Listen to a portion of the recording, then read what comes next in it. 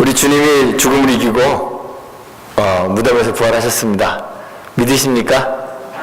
예, 그 부활의 주님을 여러분들이 다 만나시고 부활의 소망을 다 가지고 사시기를 바랍니다. 죽음이라는 것은 정말 무서운 형벌입니다.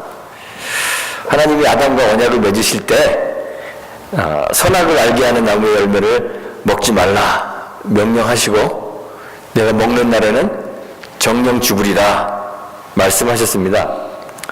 죽음에 대한 이 하나님의 선언은 그냥 단순히 겁주기 위해서 과장이 좀 섞인 그런 허풍을 친 것이 아니라 절대적인 선언입니다. 하나님의 말씀은 단 하나도 땅에 떨어지는 것이 없기 때문에 하나님의 말씀은 절대적인 선언이 됩니다. 아담이 선악을 알게 하는 나무의 실과를 따 먹었을 때 사망이 들어오게 되었습니다. 아담은 생명의 근원이신 하나님을 떠나서 더 이상 생명을 공급받을 수 없게 되었죠. 절대적인 죽음 아래 놓이게 된 것입니다. 선악을 알게 하는 나무의 열매를 따 먹은 후에도 아담의 이 육체적 생명이 계속 유지되고 있었기 때문에 우리는 혹 생각하기를 죽음이 아담을 비껴오는 게 아닌가 이렇게 생각할 수도 있습니다. 그런데 범죄한 이후에 살아있는 이 육체는 마치 뿌리가 뽑혀진 나무와 같습니다.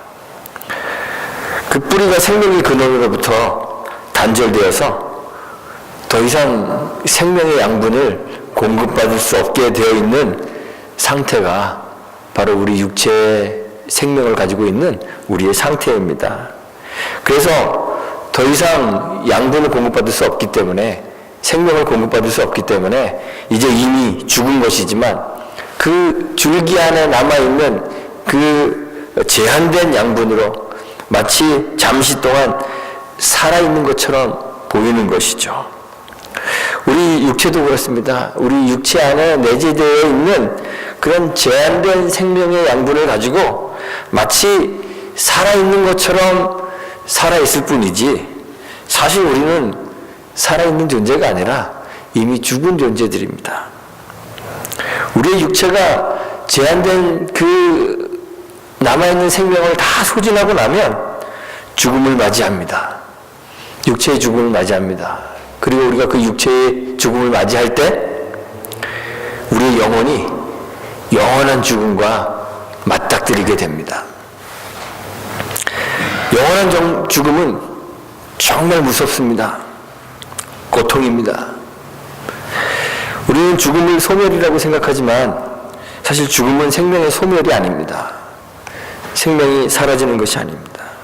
영원히 하나님의 낯을 떠나서 생명의 근원으로부터 단절되는 그 고통이 죽음입니다.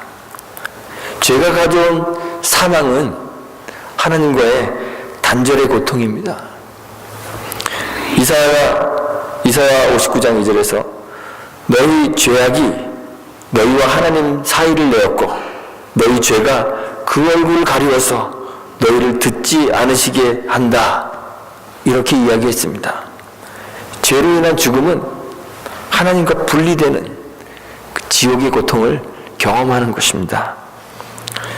사단은 아담을 유혹하여서 범죄하게 하고 그 결과 죄를 세상에 가져오고 그 죄로 인하여 우리를 죽음의 세력 안에 놓이도록 만들었습니다. 아담과 함께 범죄한 우리들은 누구나 다 이 죽음의 세력 안에 놓이게 되었죠. 우리는 이미 죽었기 때문에 스스로 소생할 수 없고 그래서 스스로 하나님을 찾을 수 없습니다. 육체의 생명이 다하게 될 때 그 고통스러운 지옥의 고통으로 하나님 부재의 그 고통으로 들어갈 수밖에 없습니다. 그래서 죽음이 무서운 것입니다.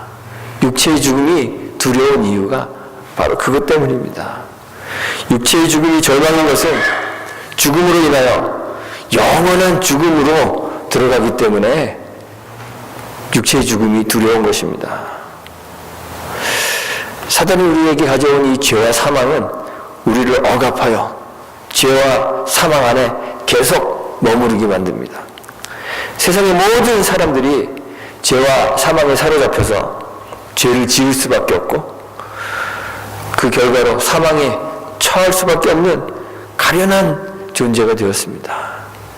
사단의 강력한 무기가 바로 사망입니다. 그런데 이렇게 사망의 세력 안에서 신음하고 있는 우리들을 구원하시기 위해서 하나님이 이 세상에 인간의 몸을 가지고 오셨습니다. 생명의 근원이시고 생명 그 자체이신 하나님께서 우리와 같이 연약한 몸으로 이 땅에 오셨습니다. 예수님께서는 자기 자신을 가리켜서 나는 길이고 진리고 생명이다 이렇게 말씀하셨는데, 주님이 이렇게 말씀하신 것은 바로 예수님 자신이 생명의 근원이신 하나님이시다, 하나님으로서의 자기 자신을 증거하시는 것입니다. 생명의 근원이신 하나님이 사망의 왕노릇하는 이 세상에 찾아오신 거죠.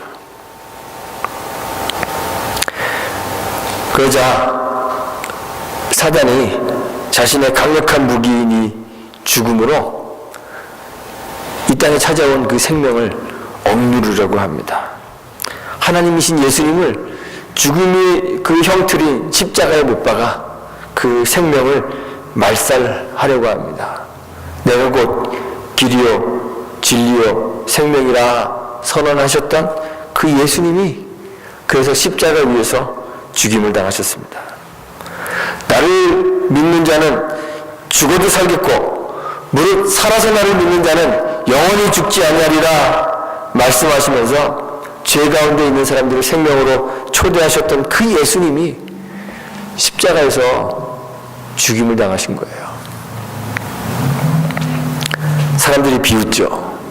입술을 삐죽이고 머리를 흔들며 저가 여호와께 의탁하니 구원하실걸, 저를 기뻐하시니 건지실걸 조롱합니다. 그런데 예수님은 십자가에서 뛰어내려 네가 하나님인 것을 증명하라는 그 자신을 조롱하고 있는 사람들을 부끄럽게 하기 위해서 십자가에서 뛰어내리지 않으셨습니다. 당신이 하나님의 아들이심을 그런 방식으로 증거하지 않으셨습니다. 오히려 부끄럽고 수치스럽고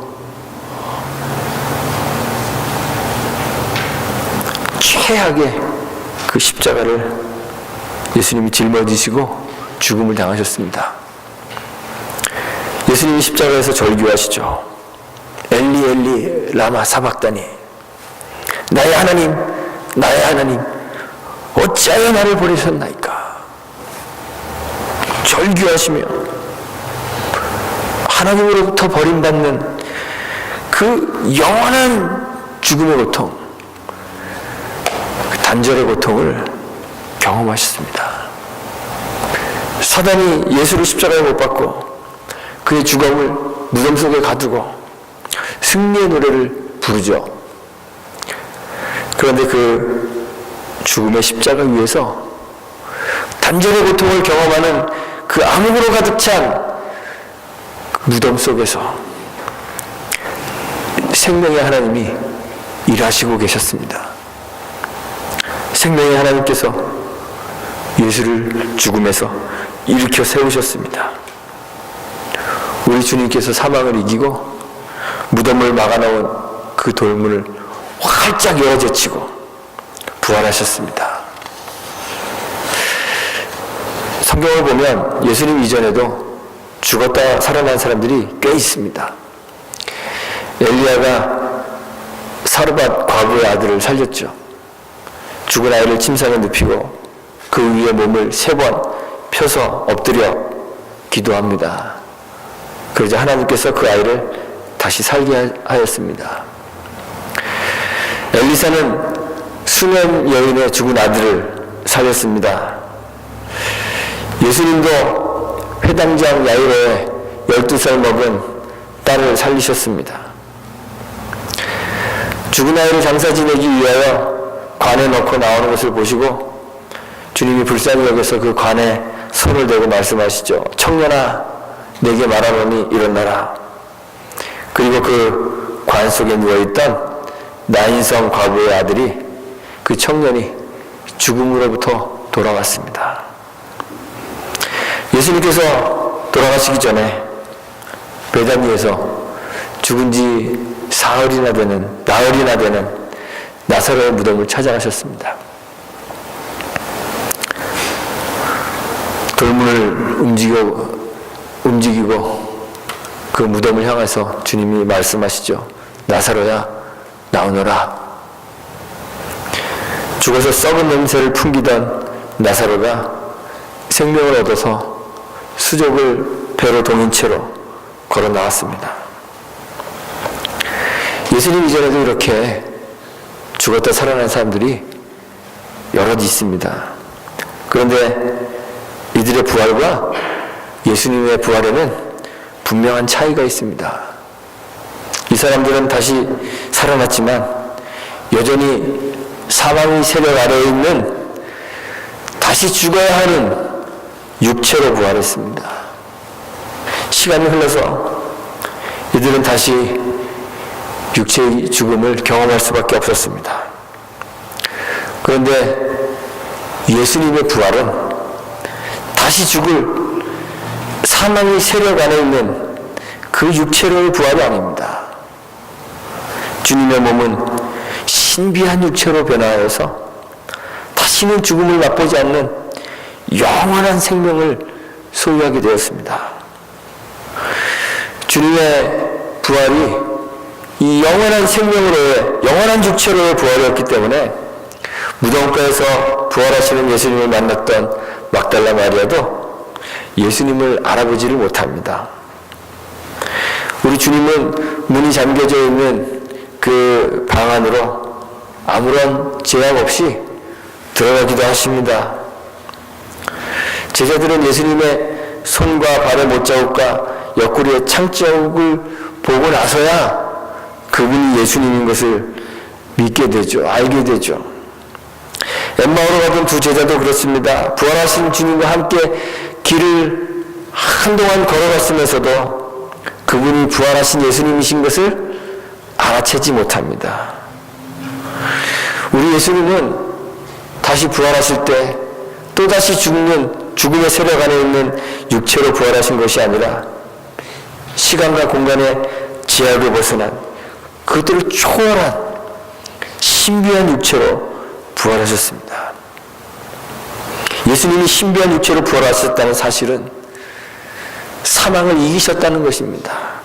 다시는 사망의 그 육체 위에 왕노릇하지 못하도록 주님이 사망을 이기셨습니다. 그 사망의 세력을 결박하셨습니다. 그래서 오늘 성경에서 바울이 노래하죠. 사망아, 너의 이기는 것이 어디 있느냐? 사망아, 너의 쏘는 것이 어디 있느냐?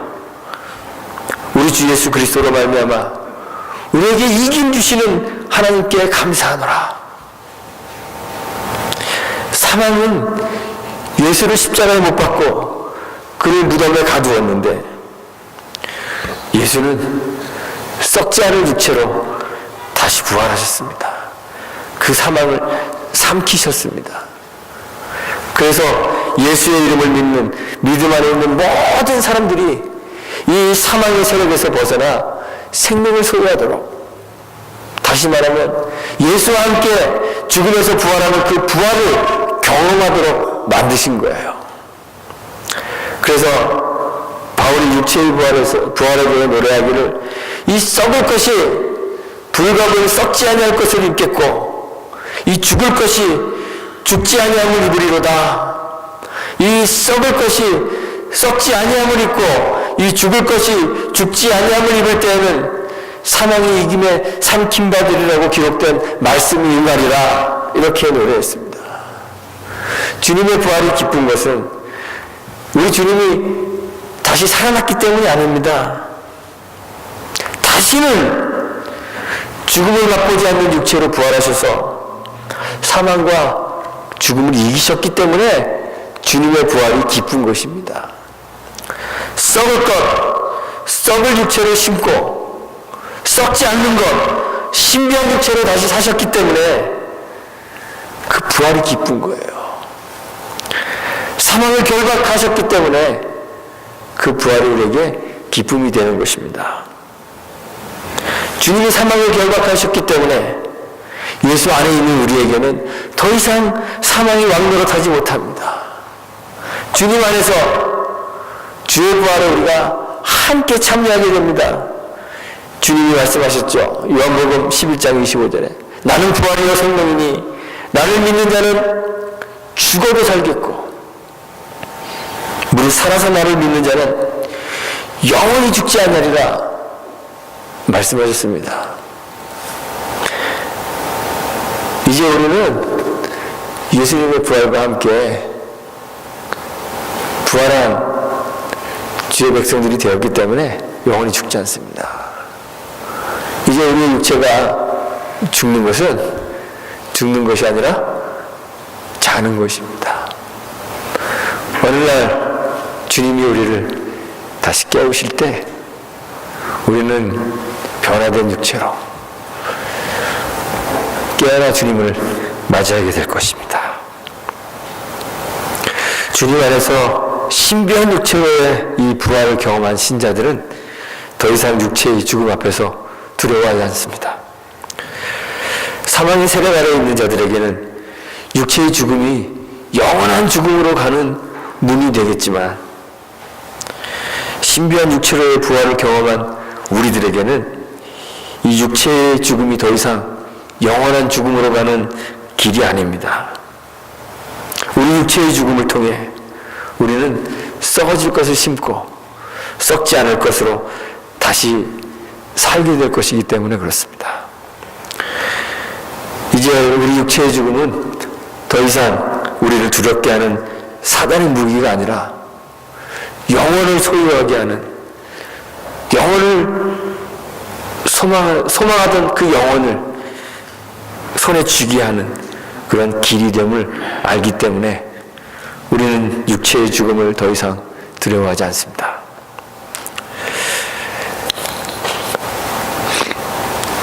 어제 아침에 저희 어머님을 만나러 가서 오후 1시쯤에 이제 어머니와 작별하고 집으로 갔습니다.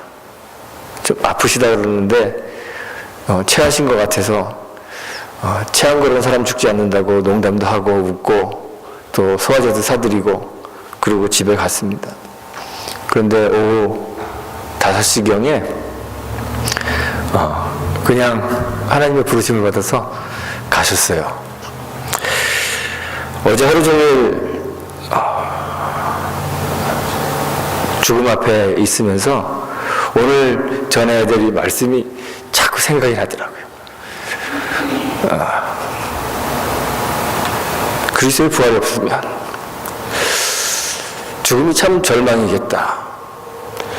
앉아서 계속 하는 얘기가 어머니에게 더 잘해주지 못한 것 속상하고 죽음이 참 힘들더라고요. 그런데 우리에게는 죽음이 끝이 아니기 때문에 죽음이 영원한 죽음으로 들어가는 길이 아니라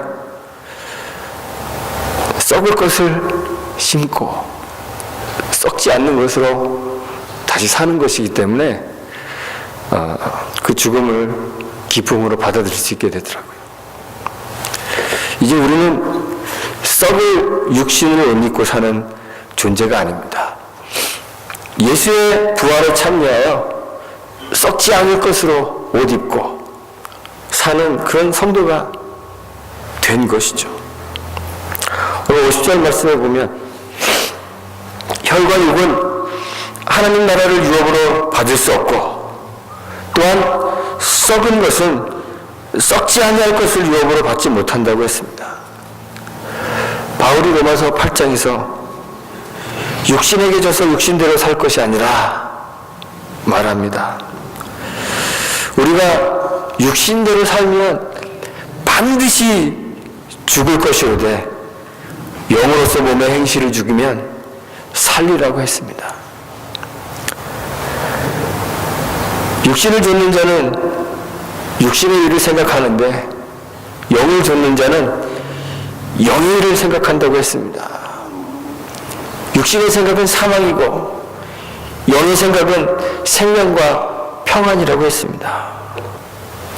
그런데 우리 부활하신 예수님을 믿는 믿음 안에 있다 하는 우리들이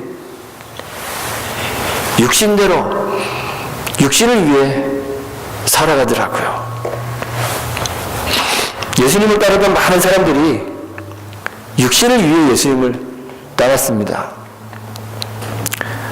사람들이 갑자기 사라진 예수님을 찾기 위해서 막 여기저기 막 헤매다가 디베라 바다 건너편에 가버나움까지 배를 타고 가서 예수님을 만납니다. 참 예수님을 열심히 쫓아왔죠. 그런데 예수님은 그들이 주님을 찾는 그 의도를 간파하셨습니다. 요한복음 6장 26절에서 내가 진실로 진실로 너희에게 이르노니 너희가 나를 찾는 것은 표적을 본 까닭이 아니요 떡을 먹고 배부른 까닭이로다. 썩는 양식을 위하여 일하지 말고 영생하도록 있는 양식을 위하여 하라. 주님이 이렇게 말씀하셨습니다. 우리는 썩지 않을 육체로 부활하신 그 예수님을 썩을 양식을 위해서 찾고 있는지도 모릅니다.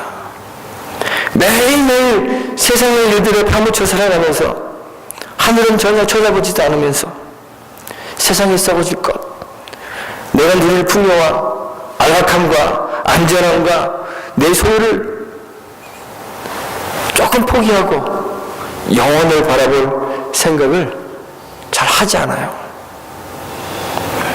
목숨을 위하여 무엇을 먹을까? 무엇을 마실까? 몸을 위하여 무엇을 입을까? 염려하고 근심하면서도 하나님 나라와 그 일을 구하는 것이 무엇인지 잘 알지 못합니다. 그래서 교회를 수십 년을 다녀도 먼저 그 나라와 그 일을 구하십시오 이야기하면 어떻게 해야 되는데요? 하나님 나라와 그 일을 구하는 것이 무엇인지를 알지 못해요. 그래서 하나님 나라 구하는 삶을 살지 못하는 거죠. 그런데 세상의 것들은 정말 영원하지 않습니다. 영원히 있을 것 같은 것들이, 우리의 소유들이, 우리의 육체의 생명이 사망의 권세 아래 있기 때문에 그냥 눈 깜빡할 사이에 사라지고 영원한 죽음 앞에 맞닥뜨려 서게 되더라고요. 그 썩어질 것을 가지고는 썩지 않는 것, 하나님 나라를 유업으로 받을 수가 없습니다. 그리스도의 부활에 참여하여 썩지 않는 영원한 생명, 신비한 육체로의 부활을 경험할 수 있게 되기를 간절히 소망합니다. 영으로 몸의 행실을 죽이는 삶을 사시게 되기를 간절히 소망합니다. 주님이 부활하셨습니다. 예수님이 정말 부활하셨습니다. 세상 사람들이 부활에 대하여 비웃고 조롱하고 부활은 없다 떠들어도 주님은 정말 부활하셨습니다. 부활하신 그 주님을 내 눈으로 지금 보고 확인하지 못하고 있을 때에도 주님은 부활하셨습니다. 그 부활하신 주님이 살아서 우리 곁에 계십니다. 우리 안에 계십니다. 우리도 부활하신 주님 안에서 우리 썩어질 것들을 심고 썩지 않는 것으로 다시 얻을 수 있게 되기를 간절히 소망합니다. 여러분들의 삶 속에서 썩어질 것 붙잡고 있지 말고 그 썩어질 것들은 심고 썩지 않는 것, 그것으로 여러분들이 소유할 수 있게 되기를 바랍니다. 그래서 썩지 아니할 것으로 옷 입고 주님의 부활을, 그 부활의 기쁨을 함께 누리는 저와 여러분들이 되시기를 주님의 이름으로 축원하고 부탁드리겠습니다. 우리 함께 기도합니다.